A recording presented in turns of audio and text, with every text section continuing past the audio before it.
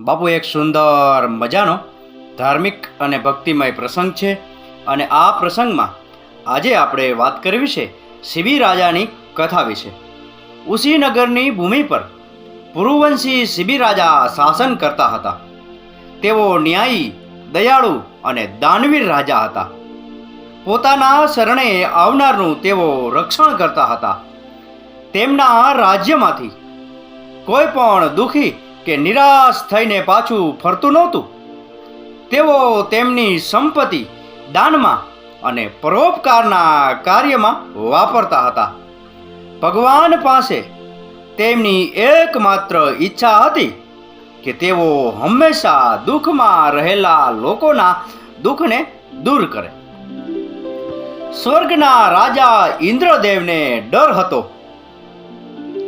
કે રાજા શિબીના ધર્મનિષ્ઠ કાર્યો તેમને તેમનું સિંહાસન છીનવી લેશે. તે અગ્નિદેવ સાથે ઉસીનગર જવા માટે રવાના થયા, જેથી શિબી રાજાની કસોટી કરી શકાય અને જો શક્ય હોય તો તેમની ધર્મનિષ્ઠના માર્ગથી દૂર કરી શકાય. ઇન્દ્રદેવે ગરુડનું રૂપ ધારણ કર્યું અને અગ્નિદેવે કબૂતરનું રૂપ ધારણ કર્યું. ગરુડ કબૂતરનો પીછો કરતું હતું. કબૂતર ભયભીત અને ધ્રુજતું હતું. તે શિબી રાજાના ખોળામાં ઉડીને પડ્યું અને તેના કપડામાં સંતાઈ ગયું. રાજાએ તેને પ્રેમથી વહાલ કરવાનું શરૂ કર્યું. તે જ સમયે ગરુડ પીછો કરતું આવ્યું. ગરુડે કહ્યું, રાજા, મને ભૂખ લાગી છે. આ કબૂતર મારો ખોરાક છે. મને આપો અને મારો જીવ બચાવો. રાજાએ કહ્યું, આ કબૂતર મારી પાસે આશરે આવ્યું છે. આશરે આવનારાઓનું રક્ષણ કરવું એ મારી ફરજ છે. હું તેનું રક્ષણ કરીશ, એટલે કોઈ પણ સંજોગોમાં હું તેને તમારા હાથમાં નહીં સોંપું. ગરુડે કહ્યું, મહારાજ, આશ્રય લેનારાઓનું રક્ષણ કરવું એ તમારી ફરજ છે, પણ કોઈનું ભોજન છીનવી લેવું એ પણ તમારા માટે પાપ છે. અહીં તમારી ફરજ મને ભૂખ્યાને ખવડાવવાની છે, નહીં તો તમે મારી હત્યાના દોષી બનશો. મારા મૃત્યુ પછી મારા બાળકો પણ ભૂખથી મરી જશે અને તમે પણ તેમની હત્યાના દોષી બનશો. તેથી આટલું મોટું પાપ ન કરો અને મારું ભોજન સોંપીને તમારી ફરજનું પાલન કરો. શિબી રાજાએ કહ્યું, હું શરણે આવનારને તમને ક્યારેય નહીં આપી શકું. તેના બદલે હું તમને મારું માંસ ખાવા માટે આપીશ. પેટ ભરીને ખાઓ. ગરુડે કહ્યું, હું માંસાહારી છું. કબૂતરનું માંસ હોય કે બીજું કોઈ માંસ મારા માટે સરખું જ છે.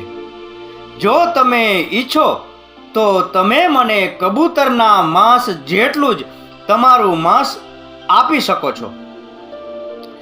શિબી રાજા ખૂબ જ ખુશ થયા.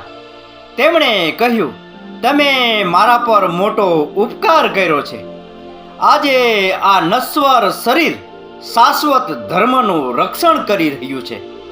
આખા રાજ્યમાં હંગામો મચી ગયો. આજે રાજા પોતાના શરીરમાંથી માંસ કાપીને કબૂતરનો જીવ બચાવવા માટે ત્રાજવા પર તેનું વજન કરવાના હતા. બધા નગરવાસીઓ આ જોવા માટે ભેગા થયા હતા. ત્રાજવા મગાવવામાં આવ્યા. એક ત્રાજવામાં કબૂતર મૂકવામાં આવ્યું અને શિબી રાજાએ પોતાના શરીર પરથી કાપેલા માંસનો ટુકડો બીજા ત્રાજવામાં મૂક્યો. માંસ ઓછું પડ્યું. શિબી રાજાએ વધારે માંસ કાપ્યું, તે પણ ઓછું પડ્યું. આ રીતે શિબી રાજા પોતાના શરીરમાંથી માંસ કાપતા રહ્યા અને ત્રાજવામાં મૂકતા રહ્યા. છતાં પણ ત્રાજવું હંમેશા કબૂતર તરફ ઝૂકતું રહ્યું, કારણ કે તે વધુ ને વધુ ભારે થતું ગયું. બધા નગરવાસીઓ આ દ્રશ્યને શ્વાસ થંભાવીને અને આંસુઓથી ભરીને જોઈ રહ્યા હતા. શિબી રાજાનો ચહેરો અટલ હતો. અંતે તે પોતે ત્રાજવા પર બેસી ગયા. તે જ ક્ષણે આકાશમાંથી ફૂલોનો વરસાદ થવા લાગ્યો. આકાશમાં ચારેકોર પ્રકાશ ફેલાઈ ગયો. બંને પક્ષીઓ અદૃશ્ય થઈ ગયા. તેમની જગ્યાએ ઇન્દ્રદેવ અને અગ્નિદેવ તેમની સામે ઊભા રહ્યા હતા. બધા આશ્ચર્યથી તેમની સામે જોઈ રહ્યા હતા. ઇન્દ્રદેવે કહ્યું, મહારાજ, તમારી કસોટી કરવા માટે મેં બાજનું રૂપ ધારણ કર્યું અને અગ્નિદેવે કબૂતરનું રૂપ ધારણ કર્યું. તમે ખરેખર સદાચારી વ્યક્તિ નીકળ્યા. તમારા જેવા દાનવીરોનો જન્મ વિશ્વનું રક્ષણ કરવા માટે થાય છે. શિબી રાજા ત્રાજવા પરથી નીચે ઉતર્યા. તેમનું શરીર હતું તેવું સામાન્ય થઈ ગયું હતું. બંને દેવતાઓ અદૃશ્ય થઈ ગયા. તો બાપુ, આ હતો શિબી રાજાની કથા વિશેનો પ્રસંગ. આ કથા, આ વાર્તા પૂરેપૂરી સાંભળી એ બદલ આપનો ખૂબ ખૂબ આભાર. આપનો દિવસ શુભ રહે. મહાદેવ હર.